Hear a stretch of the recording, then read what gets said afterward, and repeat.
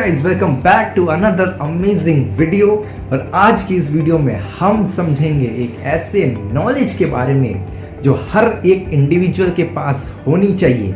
ऐसा यंगस्टर, अगर आप यंग हो तो जितनी जल्दी हो जाए उतना ही आपके लिए बेनिफिटेड है, क्योंकि अगर ये चीज़ आपको बाद में समझ में आई या बाद में आप खुली तो हो सकता है कि इस चीज़ का, इस नॉलेज का आपको उतना बड़ा आउटकम या उतना ज़्यादा बेनिफिट ना मिल पाए जो मिल सकता था। हाँ, मैं बात कर रहा हूँ एक बेसिक फाइनेंशियल नॉलेज की। अब इससे डर मत जाना कि फाइनेंशियल नॉलेज क्या पूरी फाइनेंस पढ़ाओगे क्या? नहीं, बेसिक फाइनेंशियल नॉलेज का सिंपल सा मतलब हुआ कि अगर आपके पास कोई अमाउंट है या आप कुछ अर्न कर रहे हो या आप कहीं से कुछ रेवेन्यू जनरेट कर रहे हो तो उस अमाउंट की एक नॉलेज होना। क्योंकि देखो, आप कुछ भी कर रहे हो अभी लाइफ में, आपका एंड गोल कहीं ना कहीं मनी होने वाला है। आप कॉलेज में हो, आप जॉब करोगे, आपकी प्लेसमेंट लगेगी, एंड गोल मनी होगा। आप बिजनेस कर रहे हो, एंड गोल मनी है। आप अगर किसी सर्विस जैसे प्रोफेशन में हो, जैसे कि IAS IPS हो गया, डॉक्टर लॉयर हो गया, तो उसमें भी एंड गोल कहीं ना कहीं आपका मनी है। तो जिस चीज़ के बगैर हमारी सर्वाइवल मुमकिन नहीं है तो क्यों ना उसकी छोटी सी नॉलेज ले लिया जाए, है कि नहीं? जो कि हर इंडिविजुअल को करनी है कहीं ना कहीं। फाइनेंशियल नॉलेज में सबसे पहली चीज जो आती है वो होती है बजटिंग। अब व्हाट इज बजटिंग? अगर सिंपल डेफिनेशन देखें बजटिंग का तो वो ये निकल के आएगा कि a process to create a plan to spend your money. आसान शब्दों में एक ऐसा प्लान बनाना जिससे कि तुम अपने पैसों को खर्च करोगे। सिंपल। अब मैं अज्यूम करता हूँ कि तुम एक कॉलेज स्टूडेंट हो, ठीक है, या तुम बिगिनर हो बहुत, और तुमने अभी शुरू में अपनी थोड़ी बहुत अर्निंग करना शुरू की है, हो सकता है अपने साइड हसल से, या तुम्हें घर से कुछ अमाउंट मिलता है अपने खर्च करने के लिए। अब जब तुम्हें कोई अमाउंट मिल रहा है या तुम कोई अमाउंट जनरेट कर रहे हो तो तुम्हारे मन में तीन चीजें आएंगी करने के लिए।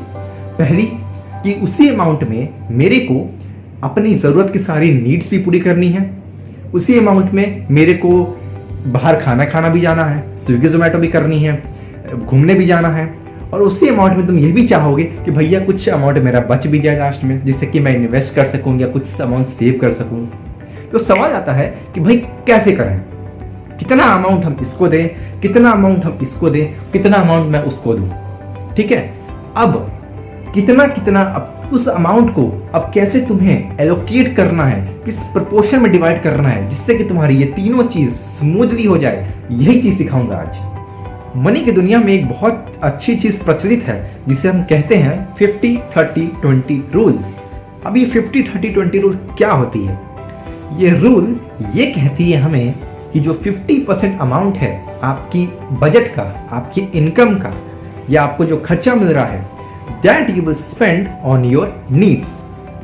30% amount of your budget you will spend on your wants और desires, and the rest 20% amount you will not spend. Either you will get it into your saving account or you will invest that amount. Say for an example, अगर मान लिया example के तौर पे आपकी monthly income अगर है 5000 rupees, है ना, या आपको घर से मिल रहा है 5000 रुपीज़ या कुछ भी ऐसा आप इनकम जनरेट कर रहे हो 5000, तो according to that rule 50% amount यानी कि 2500 रुपीज़ सीधे जाएगा आपके कहाँ? नीड्स पे। अब नीड्स में, ज़रूरतों में क्या क्या चीज़ें आ जाएंगी? अगर आप कहीं रेंटेड जगह में रहते हो तो वहाँ का रेंट देना, है ना, जो कि आपकी ज़रूरत है, आप उसे स्किप नहीं कर सकते। और नीड्स में क्या क्या आ जाएंगी आपकी रोज़मर्रा की जो ज़रूरत की चीज़ें हैं, जैसे कि नहाने धोने का साबुन हो गया या एकेडमिक्स की आपकी बुक्स वगैरह हो गई, है ना। तो ये सारी चीज़ें आ जाएंगी आपकी ज़रूरत पर, जिसे आप स्किप नहीं कर सकते, ये ज़रूरत है। 30% अमाउंट यानी कि the next 1500 rupees that you spend on your wants और डिजायर्स। मतलब कि अगर मान लो कभी मन किया हमें कि चलो बाहर जाके खाते हैं कहीं, है ना, या स्विगी जोमेटो कर दिए, या कभी मन किया कुछ पार्टी कर दिए, तो वो जो 1500 रुपये है वो आप स्पेंड करोगे कहाँ? अपने वांट्स और डिजायर्स फुलफिल करने में।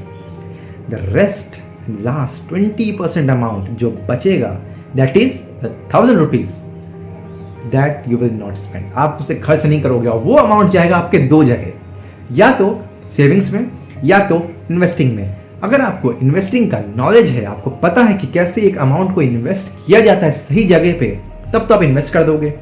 लेकिन अगर नहीं पता है तो कुछ मत करना, चुपचाप से उस अमाउंट को छोड़ दो सेविंग्स में डाल के, है ना।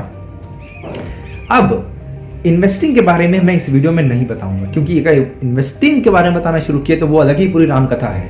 उसको बताने लगे तो 1-1.5 घंटे की वीडियो बन जाएगी, खत्म नहीं होगी। तो इस चीज़ को अपन कभी किसी और दूसरी वीडियो में आराम से बैठ के इन्वेस्टिंग के बारे में ही प्रॉपर्ली पूरा समझेंगे। अब यहाँ पे क्या हुआ, आपका जो अमाउंट था आपने उसको अगर 50, 30, 20 रो में डिवाइड कर दिया तो यहाँ पे क्या हुई, आपकी तीनों की तीनों चीज़ें बड़े प्रेम से फुलफिल हो गई। आपकी नीड्स भी पूरी हो गई, आपके वांट्स या डिज़ायर्स भी पूरे हो गए और आपकी सेविंग्स भी हो गई। तो अगर तुम इस रूल को लेते हुए चलते हो और अपने हर मंथ के बजट को इस तरह में डिवाइड करते हो तो बहुत ईजिली तुम अपने तीनों काम कर जाओगे और तुम्हारे पास कभी पैसे की कमी नहीं आएगी। तुम ये नहीं कहोगे कि भाई मंथ के लास्ट में पैसे खत्म हो गया है और कुछ है ही नहीं पैसा खर्च करने के लिए, पता नहीं कहाँ सारे पैसे उड़ गए। राइट। अब एक ज़रूरी बात, अब मेरे को लग रहा है कि ये ज़रूरी बात करनी चाहिए कि नहीं करनी चाहिए। अगर मैंने कर दिया तो कहीं तुम ये ना सोचो कि भाई ये रूल उतना इफेक्टिव तो है ही नहीं, कि तुमको इससे ये ना लग जाए कि भाई ये अनइफेक्टिव चीज़ें हैं या अनइफेक्टिव है, कुछ काम ही नहीं करती बाद में जाके। लेकिन कर लेता हूँ बात, है ना। लेकिन देखो रियलिटी होती है, ठीक है।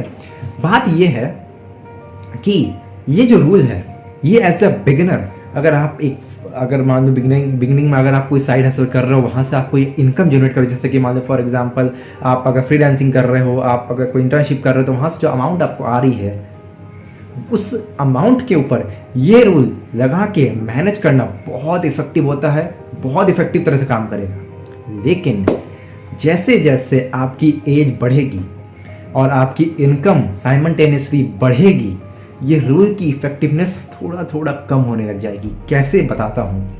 सपोज करो आपकी एज अब 30 ईयर्स हो चुकी है और आपकी एक वेल एस्टैब्लिश जॉब लग चुकी है ना।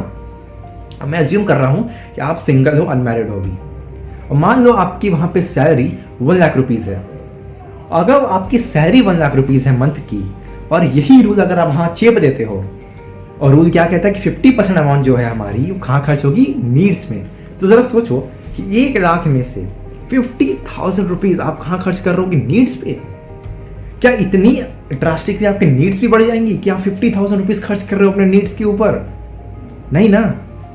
जैसे जैसे आपकी इनकम बढ़ रही होती है, आप एक सिंगल इंडिविजुअल पर्सन हो, आप अकेले रहते हो, आप अनमैरिड, आपके बाद ऊपर कोई फैमिली का ज़्यादा बर्डन नहीं है, तो आपकी नीड्स भी तो लिमिटेड ही होती है ना, वो थोड़ी कि साइमल्टेनियसली वो भी बढ़ रही है साथ ही साथ। तो वहाँ पे ये रूल थोड़ा अनइफेक्टिव हो जाता है, ठीक है। क्योंकि आप वहाँ पे 50% अमाउंट, ये नहीं कि आप 50% अमाउंट पूरा आप खर्च करोगे नीड्स पे ही केवल, जबकि जब आपकी सैलरी 1 लाख रुपीज़ है, राइट।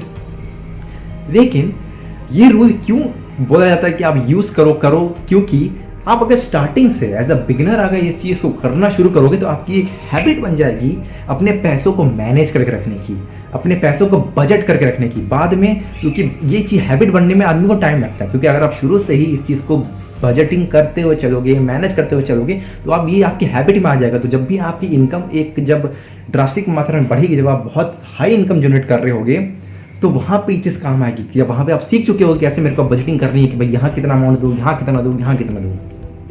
लेकिन इस चीज़ में से, इस तीनों रूल में से जो लास्ट का मैंने बताया था 20% अमाउंट जो आपकी सेविंग एंड इन्वेस्टिंग में जाता है, ये बहुत इंपॉर्टेंट है। यही एक ऐसा चीज़ है जो आपकी इनकम को और ज़्यादा 10x या 20x भी कर सकता है। कैसे कि अगर आपको स्टार्टिंग से ही इन्वेस्टिंग की आदत होगी, सेविंग की आदत होगी, तो आगे जाके आप खुद भी सेव कर रहे होगे, इन्वेस्ट कर रहे होगे, ठीक है ना। अगर आप 50% अमाउंट अपने नीड्स पे नहीं डाल रहे हो, 50,000 रुपीज़ खर्च नहीं कर रहे हो, मान लो 50,000 में से आप 10,000 ही खर्च कर रहे हो, केवल 10,000 ही आपके खर्च हो रहे हैं नीड्स पे, तो जो रेस्ट अमाउंट है उसको आप सेव कर पाओगे, उसको आप इन्वेस्ट कर पाओगे। और जितना ज़्यादा अमाउंट आप वहाँ इन्वेस्ट कर रहे हो तो भाई रिटर्न भी ऑब्वियस सी बात है उसके अकॉर्डिंग आपको ज़्यादा ही मिलेगा, है ना। तो ये बात थी। तो ये मत समझना कि ये अनइफेक्टिव होता है। ये rule as a beginner, as a starter, as a starting में बहुत इफेक्टिव है। आप इससे ज़रूर करो, प्रैक्टिस में लाओ, इसको हैबिट बना लो कि जब भी मेरे को अमाउंट आ रहा है मैं उसको 3 प्रपोर्शन में डिवाइड कर दूंगा और उसके अकॉर्डिंग ही मैं मैनेज करते जाऊँगा अपने अमाउंट को, है ना। तो यही कुछ बातें थी जो मनी के ऊपर करनी थी, अब मनी मैनेजमेंट के ऊपर करनी थी। आई होप कि जो चीज़ें बताया हूँ, जो चीज़ें आप सीखे हैं इस वीडियो का अंत तक देखे होकर, तो इसको आप इम्प्लीमेंट ज़रूर करना, है ना। और इम्प्लीमेंट करने के बाद विदिन 6 मंथ्स आप बहुत अच्छा चेंजमेंट देखोगे।